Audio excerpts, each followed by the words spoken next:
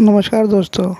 आज मैं आपको जीवित पुत्रिका व्रत की 3 कथाएं जीमू वाहन राजा सियारनी और भगवान श्री कृष्ण से जुड़ी व्रत की कहानी के बारे में बताने जा रहा हूं। दोस्तों, जीवित पुत्रिका व्रत इस साल 24 अक्टूबर को रखा जाएगा। इस दिन भगवान श्री गणेश, माता पार्वती और शिव जी की पूजा एवं ध्यान के बाद ऊपर बताए गए व्रत भी सुननी चाहिए।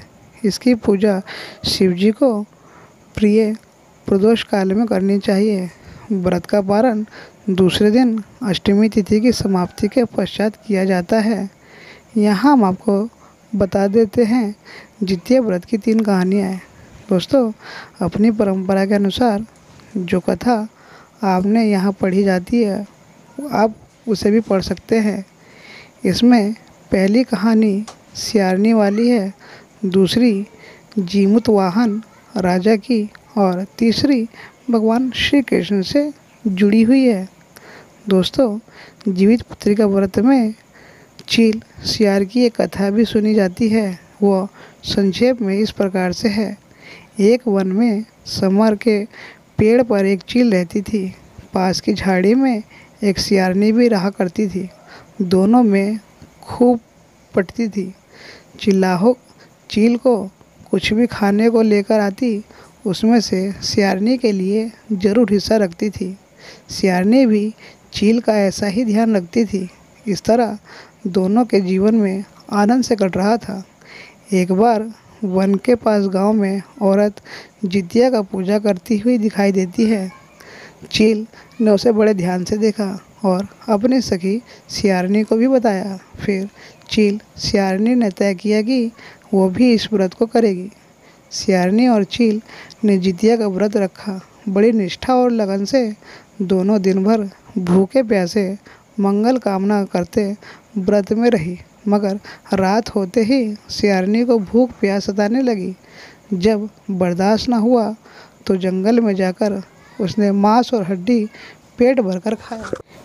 चील ने हड्डी चबाने के कड़कड़ की आवाज़ सुनी तो पूछा कि यह कैसी आवाज़ है।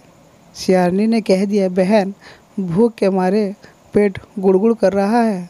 यह उसी की आवाज़ है। मगर चील को पता लग गया। उसने सियारनी को खूब लथाड़ा कि जब व्रत नहीं हो सकता तो संकल्प क्यों लिया था। सियारनी लज्जा गई, पर व्रत भंग हो चुका था। चील रात भर भूखे प्यासे रहकर व्रत पूरा की। अगले जन्म में दोनों मनुष्य रूप में राजकुमारी बनकर सगी बहनें हुई थी। सियारनी बड़ी बहन हुई और उसकी शादी एक राजकुमार से हुई। चील छोटी बहन से हुई। उसकी शादी एक राज्य के मंत्री पुत्र से हुई। बाद में दोनों राजा और मंत्री बने। सियारनी रानी के जो भी बच्चे होते वो मर जाते, जबकि चील के बच्चे स्वस्थ और हट्टे कट्टे रहते।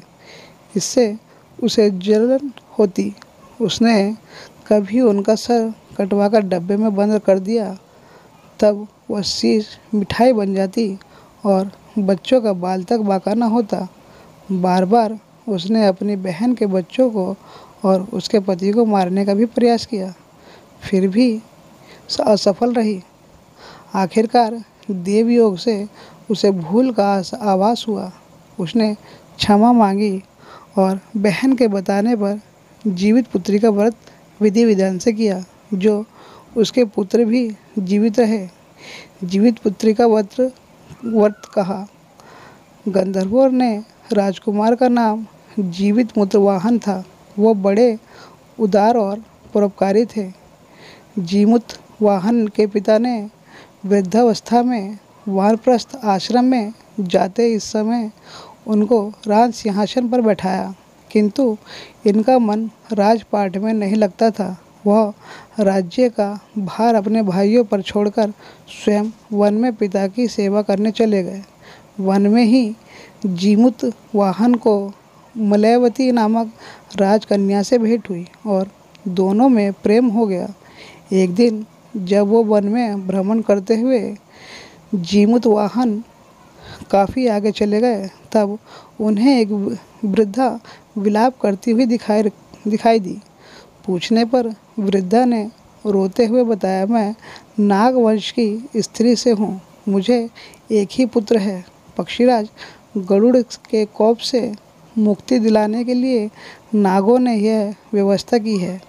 वह गरुड़ को प्रतिदिन भ्रमण हेतु एक युवा नाग सौंपते हैं। आज मेरे पुत्र शेखचुंड की बलि का दिन है। आज मेरे पुत्र के जीवन पर संकट है और थोड़ी देर बाद ही मैं पुत्र विहीन हो जाऊंगा। एक स्त्री के लिए इससे बड़ा दुख क्या होगा कि उसके जीते जी उसका पुत्र न रहे। जीमूतवाहन को यह सुनकर बड़ा दुख हुआ। उन्होंने उस वृद्धा से आश्रय करते हुए कहा, डरो मत, मैं तुम्हारे पुत्र के प्राण की रक्षा करूंगा। आज उसके स्थान पर मैं स्वयं अपने आप को उसके लाल कपड़े में ढककर विंध्य शिला पर लेटूंगा ताकि गरुड़ मुझे खा जाए पर तुम्हारा पुत्र बच जाए। इतना कहकर जीमूतवाहन ने शेखचुंड के हाथ से लाल कपड़ा ले लिया और वह उसे लेटकर गरुड़ को बलि देने के लिए चले गए। वेदशिला पर लेट गए। नित्य समय पर गरुड़ बड़े वेग से आए और वह लाल कपड़े में ढके जीमूतवाहन को पंजे में दबोचकर पहाड़ के शिखर पर जाकर बैठ गए।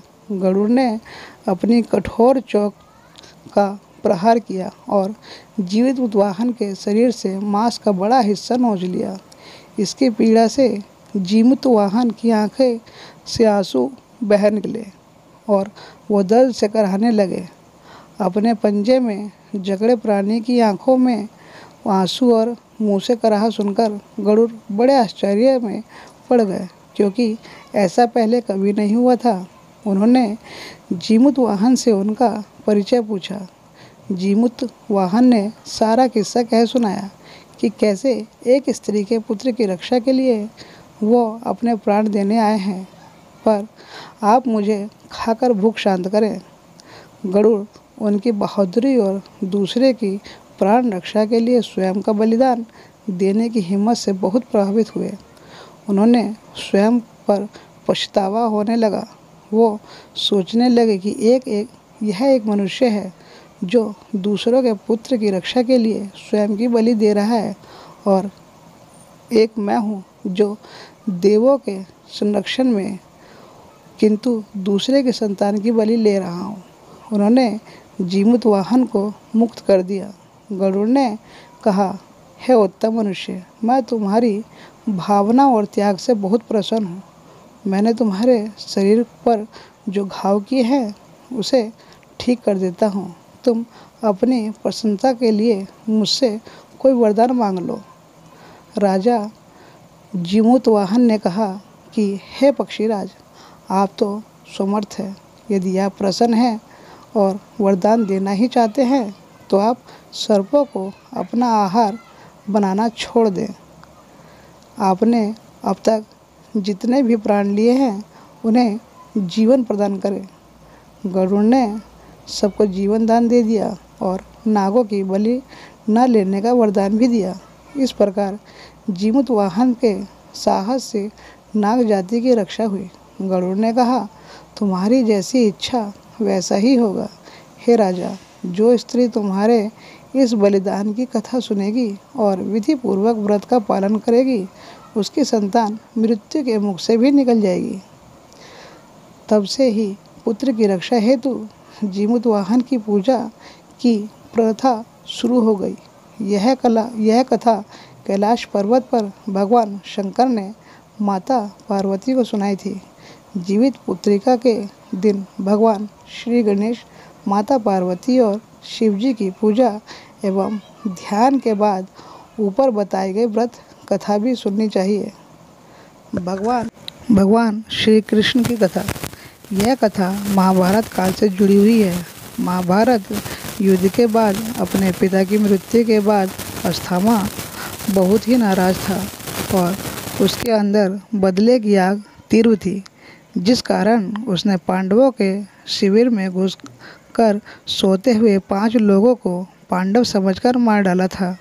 लेकिन वह द्रौपदी की 5 संतानें तृतीय उनके इस अपराध के कारण उसे अर्जुन ने बंदी बना लिया और उसकी दिव्य मणि छीन ली थी, जिसके फलस्वरूप अश्वत्थामा ने उत्तरा की अंजनवी संतान को घर में मारने के लिए ब्रह्मास्त्र का उपयोग किया, जिसे निष्फल करना नामुमकिन था। उत्तरा की संतान को जन्म लेना आवश्यक था, जिस कारण भगवान श्री कृष्ण ने अपने सभी पुण्य का फल उत्तरा की अंजनवी संतान को देकर उसको गर्भ में ही पुनर्जीवित किया। गर्भ में मरकर जीवित होने के कारण उसका नाम जीवित्य पुत्रिका पड़ा और आगे जाकर यही राजा परीक्षित बना। तभी से यह इस व्रत को किया जाता है। दोस्तों, अगर वीडियो आपको अच्छी लगी हो तो वीडियो को शेयर कीजिए, चैनल को सब्सक्राइब कीजिए।